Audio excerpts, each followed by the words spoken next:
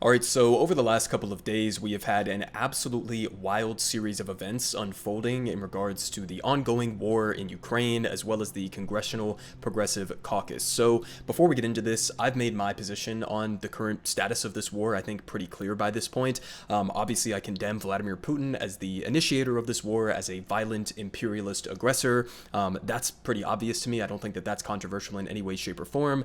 And then on top of that, obviously, I think that pushing for diplomacy, which is inevitably how this war is going to have to end, is something that we should be attempting to do so that we don't end up escalating towards World War III or towards a potential nuclear conflict that would probably result in the end of civilization as we know it. So I think that that's a pretty reasonable position that is backed by a majority of the American people, and yet the Congressional Progressive Caucus, after putting out a statement basically roughly in line with what I just laid out there, ended up retracting their statement after getting some pushback from hysterical liberals and conservatives online. So here from Common Dreams, just to start us off, they say, Congressional Progressive Caucus withdraws letter that tepidly called for diplomacy in Ukraine. The move comes after the mild and carefully worded letter sparked furious backlash from pundits and at least one Democratic leader. So we're going to read through a little bit of this letter here, just a couple of the paragraphs, so you guys can actually get an understanding of what they were saying here and why this Common Dreams article is referring to this as mild and tepid, right? Okay, so understand, they were not saying Vladimir Putin is a good guy.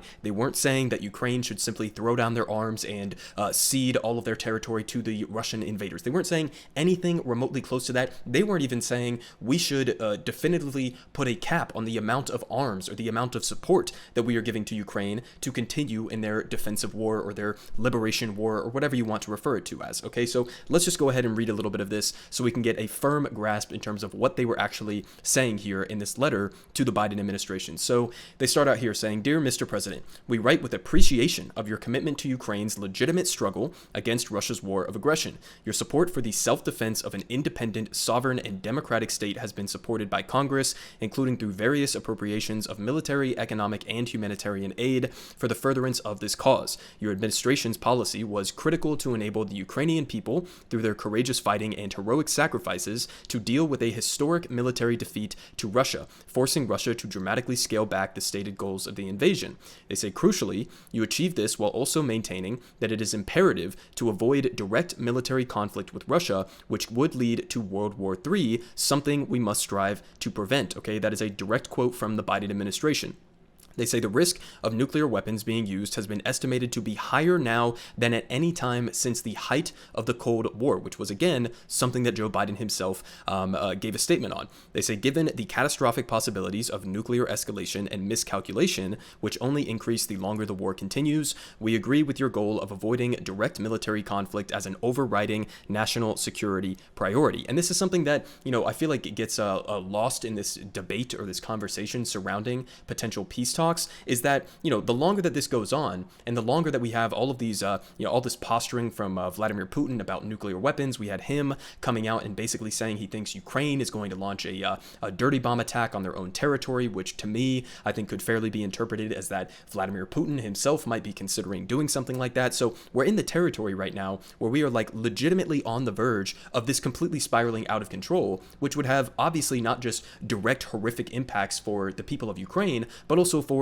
NATO countries and also for the United States directly if we got roped into this conflict. So like the idea that this is something that the United States has no say in whatsoever, as if there's no considerations for the American people that are involved in this ongoing conflict, that's just not fucking true, right? It's not just about the numbers on paper or the amount of military support we're giving them. We have a direct stake in this because this is a conflict that could branch out to directly involving the American people, right? So I think that that's something that kind of just gets lost in this in this conversation surrounding this debate, but they continue saying that given the destruction created by this war for Ukraine and the world, as well as the risk of catastrophic escalation, we also believe it is in the interest of Ukraine, the United States, and the world to avoid a prolonged conflict. For this reason, we urge you to pair the military and economic support the United States has provided to Ukraine with a proactive diplomatic push, redoubling efforts to seek a realistic framework for a ceasefire. Okay, so again, let's just go through this one more time so you can understand what they're actually saying here. They're not saying halt all arms sales to Ukraine, or not even arms sales, halt all the arms shipments to Ukraine, halt the military, halt the logistical aid, halt the humanitarian aid, all of that. They're not even saying that. They're just saying, hey, while we're continuing to support them in this defensive effort, maybe we could try to begin the process of trying to edge us closer towards some sort of a negotiated settlement, which, again, I think it's kind of important to point out here that this war is not just going to magically end with Vladimir Putin tucking his tail between his legs and walking out of Ukraine. Okay, obviously that's what I wish would happen. That's what I think the vast majority of the people across the world wish would happen, but that's not going to happen. He is far more likely to escalate this towards World War III, or to escalate this towards using nuclear weapons and completely obliterating the entire fucking country of Ukraine, than he is to just simply leave or just simply accept defeat on the battlefield. So you have to keep that in mind, right? There's this kind of like delusional mindset that I feel like a lot of people have, even some people on the left, who just believe that like this is something that can just be won outright, which is completely contradictory to what even US and NATO military advisors are saying is possible as a part of this war. But again, they're saying just a proactive diplomatic push. They're not even making any specific statements. They're not saying Ukraine should have to secede X portion of their territory or this, strategic goal on the battlefield. None of that. They're just saying, let's try to begin the process of having some sort of a proactive push towards diplomacy. And again, this war is only going to end in a number of different ways. World War III, nuclear fucking holocaust, or diplomacy. That's it. So let's maybe start the process of trying to look towards that. They say, this is consistent with your recognition that, quote, there's going to have to be a negotiated settlement here. Again, direct quote from Joe Biden himself. And your concern that Vladimir Putin, quote, doesn't have a way out right now, and I'm trying to figure out what we do about that. So again, they're literally just agreeing with Joe Biden to a large extent. They're just saying, maybe do a little bit more, maybe be a little bit more proactive on this front. They say we are under no illusions regarding the difficulties involved in engaging Russia given its outrageous and illegal invasion of Ukraine and its decision to make additional illegal annexations of Ukrainian territory. However, if there is a way to end the war while preserving a free and independent Ukraine, it is America's responsibility to pursue every diplomatic avenue to support such a solution that is acceptable to the people of Ukraine. So once again, not saying the United States should threaten to, remove all of our support for Ukraine if they don't accept our enforced conditions on them. They're saying something diplomatic, some diplomatic resolution here that would be acceptable to the people of Ukraine. Just like extremely mild and tepid shit here, as that Common Dreams article was saying. They say such a framework would presumably include incentives to end hostilities, including some form of sanctions relief towards Russia, and bringing together the international community to establish security guarantees for a free and independent Ukraine that are acceptable for all parties, particularly Ukrainians. The alternative to diplomacy is protracted war with both its attendant certainties and catastrophic and unknowable risks. So that's all I'm going to read from this actual statement. You get the picture, right? Okay, they're not saying let's enforce our priorities on Ukraine. They're not saying, threaten to remove all support for the country. They're not saying Ukrainians should lay down their arms and let Putin do whatever the fuck they want. None of that. Okay, but that is how it was interpreted by a significant portion of liberals and conservatives once this letter came out. Okay, basically what they were just laying out there was like 99.9% in line with what Joe Biden and U.S. military officials have already been openly saying. Okay, but not only did they end up retracting this letter, okay, after they got this backlash, but Representative Pramila Jayapal, the head of the CPC, the Congressional Progressive Caucus, who has been an absolute unmitigated disaster, in my opinion, for multiple different reasons. This is just the icing on the cake for that. But not only did she retract the letter, but she then threw her own fucking staff under the bus and pretended like this was their fault that this letter even went out in the first place. So here from Ryan Grimm.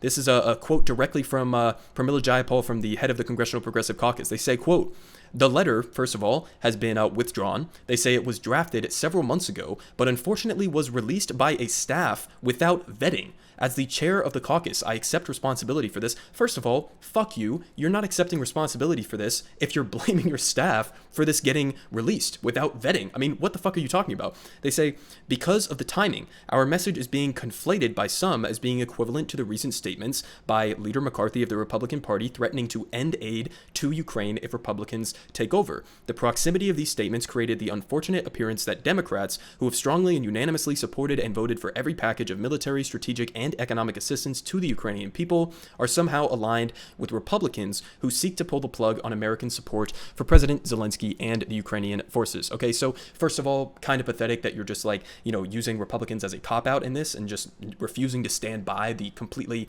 reasonable things that were said in that letter that we just read through. But then on top of that, you are literally throwing your staffers under the bus. That is so disgusting that I don't even have fucking words for it. Okay, it's just complete malpractice as the head of the Congressional Progressive Caucus, which, just as a reminder, okay, this is not a progressive caucus, right? This is a caucus that was favoring Shontel Brown over Nina Turner. This is a caucus that has absolutely no litmus test, no policy litmus test whatsoever for members joining this party. You have, a significant portion of the CPC that is also portions of the Blue Dog Democrat coalitions, the corporate Democrat coalitions. Okay, this is not a congressional progressive caucus. All right, it's just completely fucking absurd. And I think Pramila Jayapal needs to step down as leader of this caucus if it actually wants to consider itself to be truly progressive. But just to give you a little bit of perspective in terms of what some of the responses were to this, I could bring up probably a dozen different tweets, but this pretty much encapsulates the general vibe that was coming from people. They say this. Okay, so here's from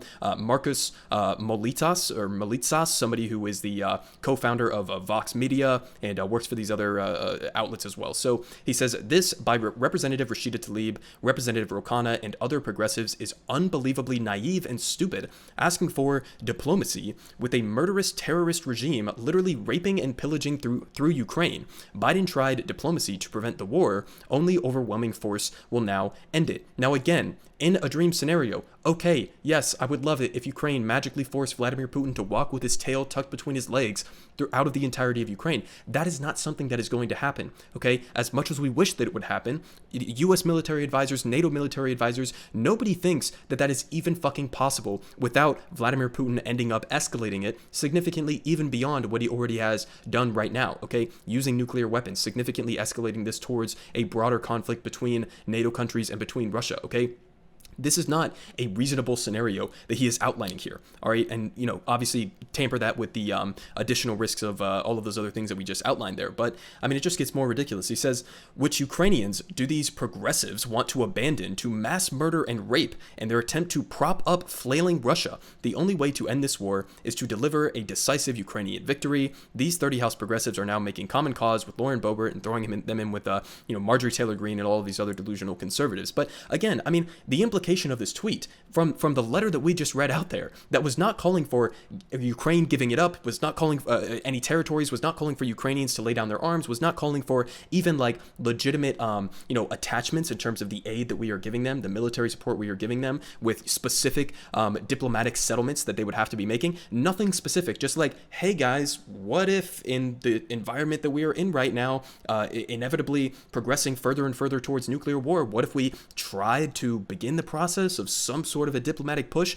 And this is the response, saying that these progressives are somehow in favor of Russians going throughout the country and raping and pillaging the Ukrainian people, and that they're propping up the country of Russia. What the fuck is this? This shit is just absolutely wild. There is no room whatsoever right now for any sort of dissent when it comes to Ukraine. And again, even people like the people who signed this letter, who are overwhelmingly in favor of all of the support that we've been giving to Ukraine, and obviously condemn Vladimir Putin in every way you could possibly imagine, even those people are painted as Putin apologists for what they're saying here. So I think that Mehdi Hassan actually had a good tweet about this. He says, you don't have to agree with everything in the letter or the timing of it to see how dangerous it is that on the one hand, the president of the United States, Joe Biden, is talking about nuclear Armageddon, which I covered on this channel a couple weeks ago, and then on the other hand, any members of his own party who even mentioned diplomacy are smeared as Putin apologists. So again, why are you smearing these progressives for saying maybe we should push for diplomacy, in whatever form Ukrainians may accept,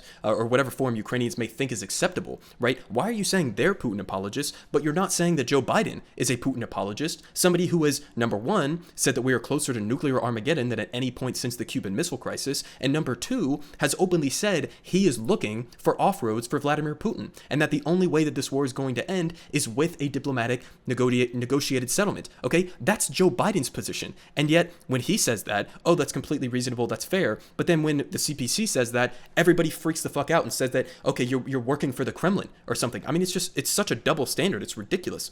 And we also have this. I mean, this is from the Joint Chiefs of Staff Chairman, Admiral Mullen. Okay, so here's his quote. He says, "It's up to Secretary of State Anthony Blinken and other diplomats to figure out a way to get both Zelensky and Putin to the table." Okay, this is the former Joint Chiefs of Staff Chairman, Admiral Mullen. Okay, and he is saying this. He says the sooner the better as far as I'm concerned. So again, this isn't just a position that Joe Biden has openly espoused. It's also a position that top former military admirals and generals have come out and said is how this war is going to need to end. So why is there no freak out when he says this? Why is there no freak out equivalent to what we saw from the CPC when Joe Biden comes and says damn near the same exact fucking thing? And we even had Bernie Sanders here with an absolutely god-awful take condemning this letter, right? I mean, it's almost as if these people didn't even read the letter, because what they just said in that letter is pretty much perfectly in line with what the Biden administration has been openly saying, and people, within his cabinets as well. But here from Glenn Greenwald, he says, Bernie Sanders condemns the House Progressives' original letter on Ukraine, says that they were right to apologize for it, and then retract it because it should have never been issued at all, and proceeds to recite Marco Rubio and Tom Cotton's views on Ukraine. So, I mean, listen, this is a god-awful take from Bernie Sanders. I mean, how are you going to come out and say that what we just read in that letter is unreasonable, or that they needed to apologize for it? What the fuck are these people talking about? Now, we have had some members who actually signed their name on that letter actually stand by their statements, specifically Ro Khanna. So here from Crystal Ball, we got a quote. He said, "I think that the letter was common sense, true. I support making sure that we arm Ukraine and provide arms to Ukraine and continue to fund it, but I also believe we are at risk of nuclear war. Don't you think that our counterparts should be talking to Russia?" Yes, of course. How the fuck is this even controversial? Again, the letter wasn't saying the United States should enforce our negotiated settlement or something that we want on the people of Ukraine, even if they absolutely fucking hate it. No, it was saying, let's try to work with all parties involved in this. Let's use the leverage that we have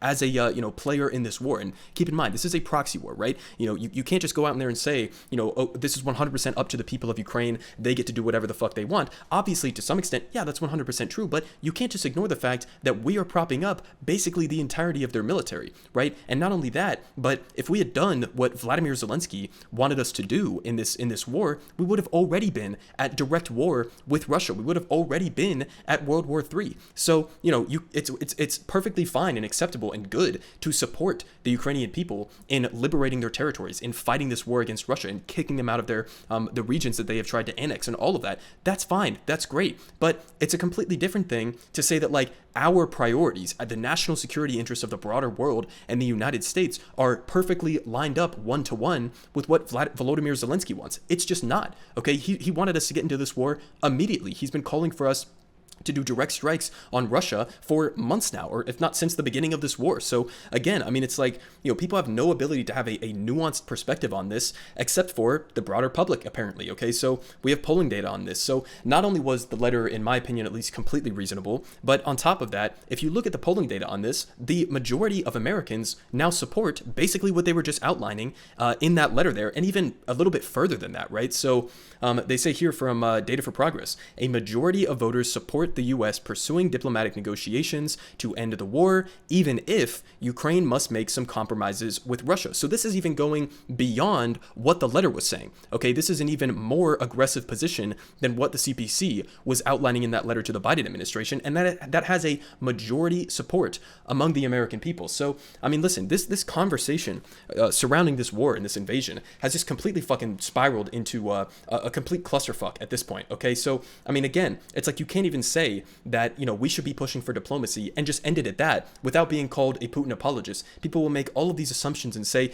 you must be working for the Kremlin. You must be in favor of this invasion. You just want to give this imperialist aggressor whatever he wants and set the standard that, if you launch an illegal invasion of a country, you can get whatever the fuck you want from them. No, nobody's saying that. In the letter, nobody was even saying that Ukraine should lay down their arms. Ukraine should have to give up this X territory that Russia annexed, or have to make this X settlement as a part of their negotiations or their diplomacy. Okay, nobody was even saying anything specific about it. It's like you put out a letter that is basically, number one, perfectly in line with what even Joe Biden's own statements have been, and perfectly in line with what U.S. military advisors, NATO military advisors say is going to inevitably have to be the ending result of this war: diplomacy, a negotiated settlement. You can't even say that, like, generically you're in favor of pushing for a negotiated settlement without being called a Putin apologist, without being called somebody who is just anti-Ukrainian or something like that. It's just completely fucking insane. I mean, this is a huge pathetic display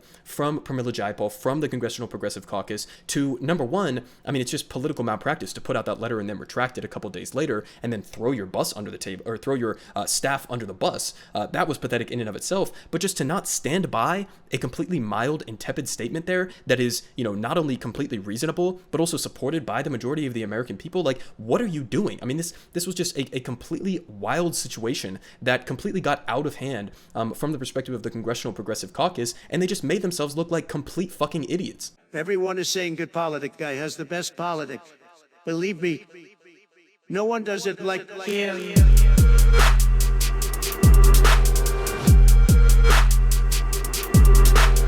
Believe me, everyone is saying